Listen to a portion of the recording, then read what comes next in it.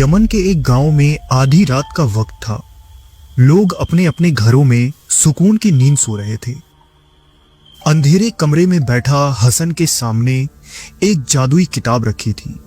वो मंत्रों को पढ़ता जाता और उसके चेहरे पर अजीबोगरीब खौफ की लहर दौड़ती। कमरे की हवा अचानक ठंडी हो गई, दीवारों पर साए लहराने लगे और उसे अजीब आवाजें सुनाई देने लगी। उसके पड़ोसियों ने जब वो खौफनाक आवाजें सुनी तो डर से लरजने लगे। अगली सुबह लोगों ने हसन के घर दस्तक दी, लेकिन कमरे का दरवाजा अंदर से बंद था। जब लोगों ने दरवाजा तोड़ा और अंदर दाखिल हुए तो कमरे में कोई नहीं था और हसन गायब हो चुका था। मेज पर एक तहरीर पड़ी थी जिसमें लिखा था, ये किताब एक कैदखाना है जिसमें अब मैं कैद हो चुका हूं।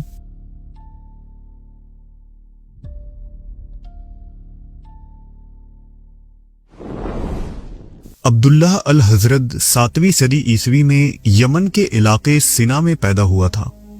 उस वक्त खिलाफत बनु उमैया का दौर था। लोग अब्दुल्लाह अल हजरत को उसकी अजीबो-गरीब हरकतों और पुरइसरार बातों की वजह से अल अरबी अल मजनून यानी पागल अरब भी कहते थे। इसकी एक वजह यह थी कि अल हजरत का कहना था कि उसे पुरइसरार चीजें नजर आती हैं जो आम लोग नहीं देख सकते, और उसे कदीम तहजीबों के किस्से भी मालूम है। उसका कहना था कि जमीन पर इंसान से पहले अजीबोगरीब मखलूकात रहा करती थी और एक दिन वो वापस आकर इस जमीन पर दोबारा हुकूमत करेंगे। वो कई कई दिनों तक भूखा प्यासा दूर दूर इलाकों में भटकता रहता, रेगिस्तानों की खाक छानता और कदीम खंडरात की खुदाई करता। कहते हैं कि एक दफा अब्दुल्लाह अल हजरत ने शहर बाबुल का भी सफर किया ताकि वहां से पुरइसरार उलूम को हासिल करे। उसने ऐसी ऐसी किताबें पढ़ी जिसे आम तौर पर पढ़ना हराम समझा जाता था। कदीम कवायद, इस्लाम से पहले के जादुई रस्म रिवाज, सितारों के नक्शे और ऐसे उलूम जो इंसान को हद से आगे ले जाते हैं। यह भी कहा जाता है कि अल हजरत ने मिस्र में 10 साल गुजारे, क्योंकि मिस्र पूरी दुनिया में सिफली और कबाला उलूम का मरकज था, जहां से अल हजरत ने बहुत कुछ हासिल किया। मिस्र और बाबुल से सफर करता हुआ वो जुनूब की जानिब बढ़ा और अरब के उस सहरा में जा पहुंचा जहां ना इंसानी बस्ती आबाद थी और ना ही जिंदगी का तसव्वुर था। सहराए अरब के इस वीरान हिस्से को रबीउल खाली कहा जाता है।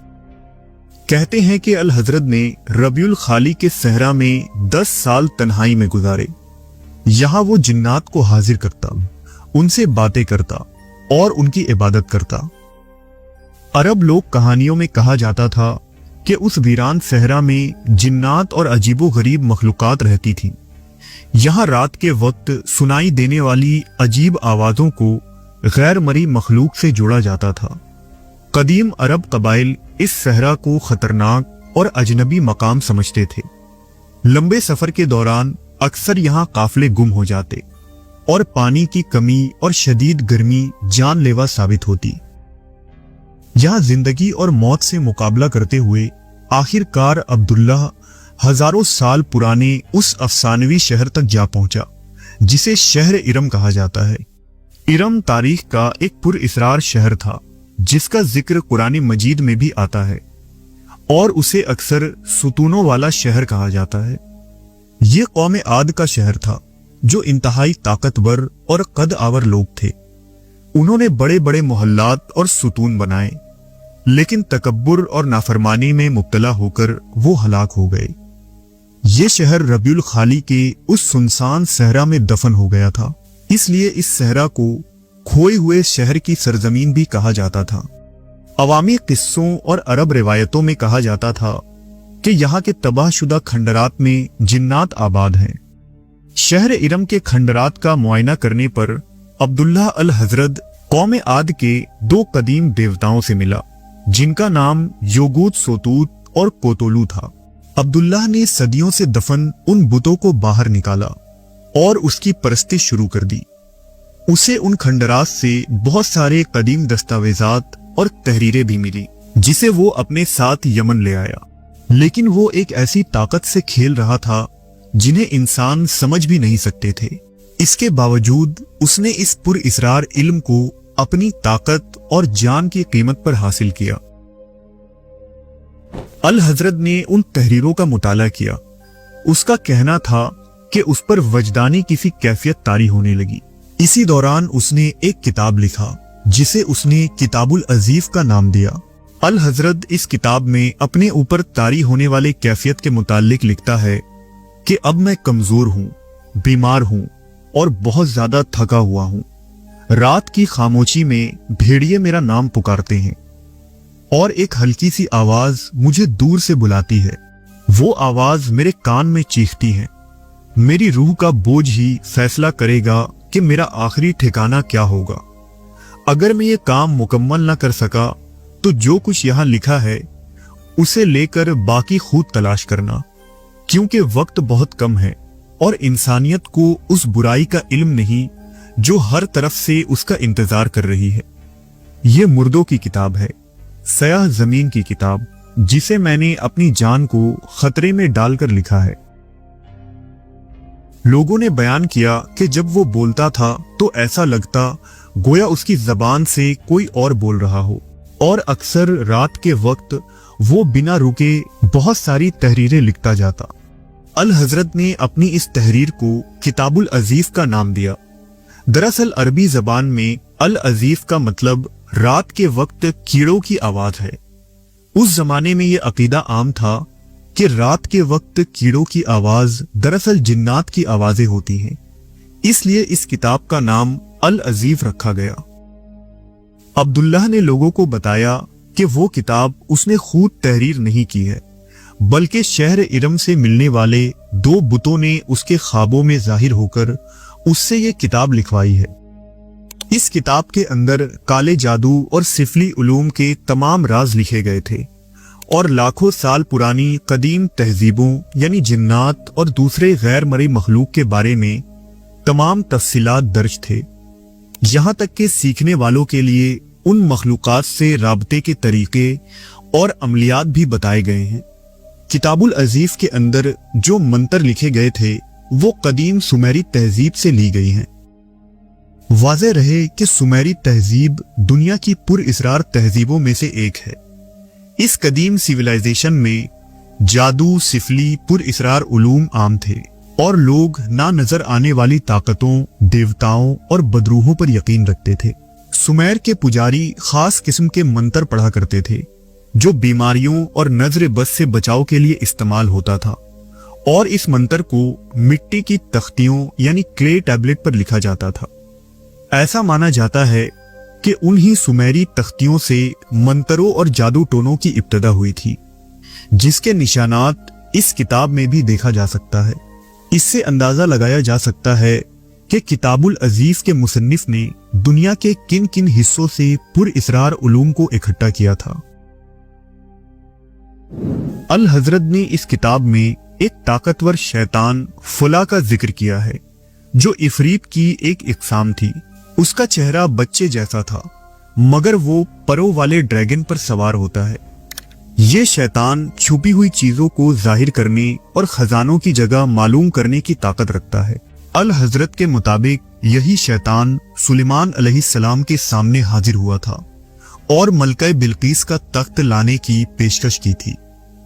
इसी तरह इस किताब के एक बाब में नाज हो का भी जिक्र मिलता है। ये सयाह अबाएं पहनते हैं, सयाह घोड़ों पर सवार होते हैं और अफ्रीका के खित्ते में मौजूद जिन्नात पर हुक्मरानी करते हैं।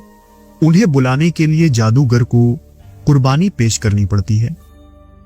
किताब के मुताबिक इब्लीस के साथ जमीन पर 20 मजीद शयातीन उतरे थे जो नूह अलैहिस्सलाम के तूफान में हलाक हो गए थे। किताबुल अजीज में उन तमाम शयातीन का तफसीली जिक्र मिलता है। ये किताब बताती है कि जिन्नात और इंसान के दरमियान एक पोशीदा दरवाजा है जिसे बवाबत कहा जाता है, जिसके जरिया दोनों जहानों की मखलूक एक दूसरे की दुनिया में दाखिल हो सकते हैं, मगर यह दरवाजा सिर्फ मखसूस वक्तों में और मखसूस तरीकों से ही खोला जा सकता है। किताबुल अजीज के अंदर ये दावा भी किया गया है कि अल्लाह तबारक व ताला के 99 नाम नहीं बल्कि 100 नाम हैं, और अगर उस एक खुफिया नाम को जान लिया जाए तो न सिर्फ गैर मरई कुव्वतें हासिल हो सकती हैं बल्कि जिन्नात को भी काबू किया जा सकता है। लेकिन कुरान और हदीस इस बात को वाज़ेह करती है कि अल्लाह बेनियाज है और अल्लाह का कोई खुफिया नाम नहीं है जिसका इस्तेमाल करके कोई सिफली या जादुई ताकत हासिल की जाए। ये दावा सीधा सीधा अकीदा तौहीद के खिलाफ है। चुनांचा उस दौर के इस्लामी उलमा ने ये फतवा दिया था कि किताबुल अजीज में लिखे इस किस्म की बातें शिर्क है। उस दौर के तमाम हुक्मरानों और खुलफा ने भी ये हुक्म दिया कि न सिर्फ किताबुल अजीज पर पाबंदी लगाई जाए बल्कि इस किताब को मुकम्मल तौर पर खत्म कर दिया जाए और उसके तमाम नुस्खों को जला दिया जाए। मशहूर इस्लामी दानिश्वर इब्न नदीम ने अपनी मशहूर तहरीर किताबुल फहरिस्त में इस किताब के अंदर मौजूद अजीबो गरीब दावों और पुरइसरार चीजों का इंकशाफ किया है। किताबुल अजीज के अंदर सैयारों के खास तरतीब और हिसाब दिए गए थे जिसके जरिया मौत की तारीख मालूम की जा सकती है। यहां तक कि उसे बदलने का तरीका भी इसमें लिखा गया था, जबकि कुरान मजीद में अल्लाह सुब्हाना व ताला साफ फरमाते हैं कि मौत का इल्म सिर्फ अल्लाह ही के पास है। इरशाद बारी ताला है कि कोई जान नहीं जानती कि कल क्या कमाएगी और कोई जान नहीं जानती कि किस जमीन पर मरेगी, बेशक अल्लाह जानने वाला बताने वाला है। लिहाजा ये दावा भी सीधा सीधा कुफ्र है। इस किताब में कुछ मखसूस मकामात का जिक्र हुआ है जिन्हें नक्शों के साथ निशानदही की गई है। किताब के मुताबिक ये वो जगह हैं जहां पर हमारी दुनिया और जिन्नों की दुनिया के दरमियान का पर्दा बारीक हो जाता है। इस किताब में ऐसे मंतर हैं जो किसी इंसानी जबान में नहीं है, ना अरबी, ना अबरानी, ना यूनानी और ना ही कोई और जबान। इसे पढ़ने की कोशिश करने वाले कई माहरीन ज़हनी तौर पर बीमार हो गए।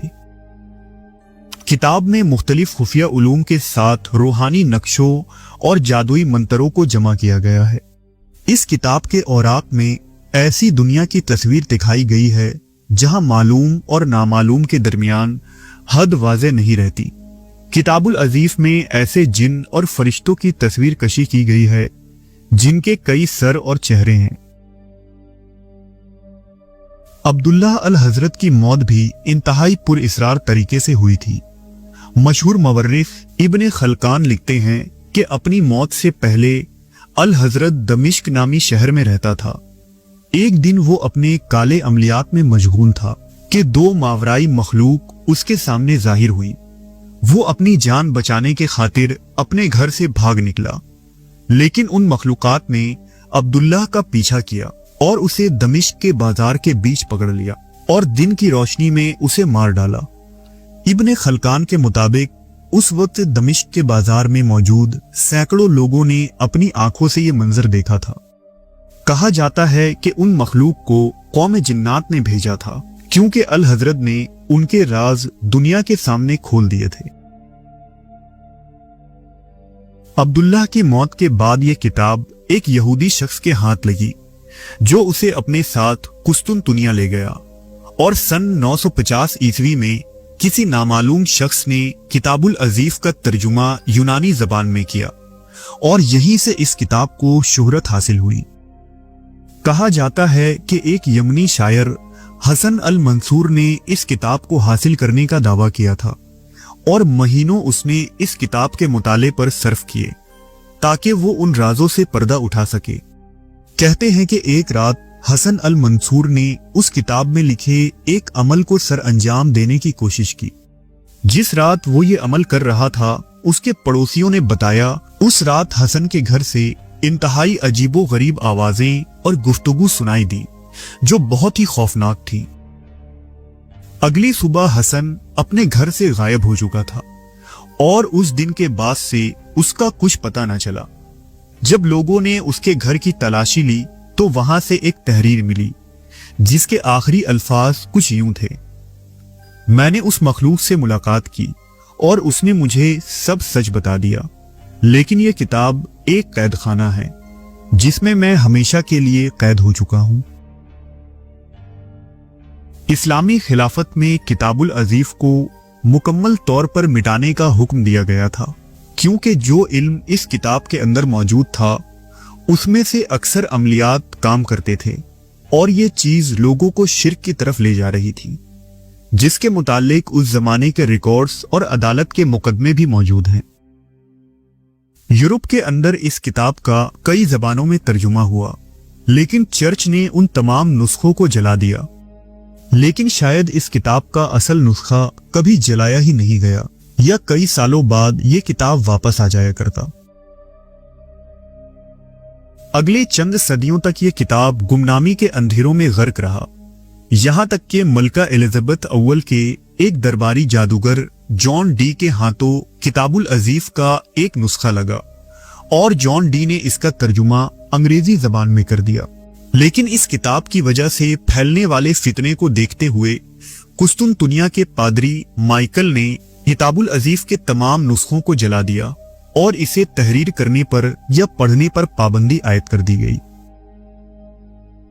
बहुत से लोगों ने इस किताब को खत्म करने की कोशिश की, कुछ लोगों ने इसे जलाया और कुछ लोगों ने इसे गहरे समुद्र में फेंक दिया, लेकिन इसके बावजूद ये किताब किसी ना किसी तरह से वापस आ जाती, गोया इस किताब में जान हो और कोई इसकी हिफाजत कर रहा हो।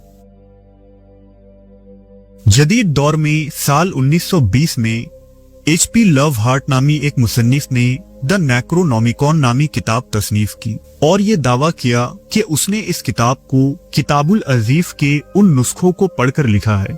करचा ये किताब फिक्शनल थी, लेकिन उसने अपनी कहानियों को ज्यादा पुरइसरार और हकीकी महसूस करवाया और किताबुल अजीज के बारे में लोगों को मुतारिफ करवाया।